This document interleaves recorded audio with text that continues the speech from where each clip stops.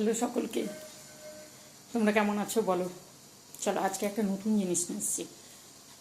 আমি আমি এটা করি, এই যে দেখতে পাচ্ছ, মাছের ডিম দিয়ে ধোকার মতন করেছি, তারপরে আলু দিয়ে ঝোল করেছি।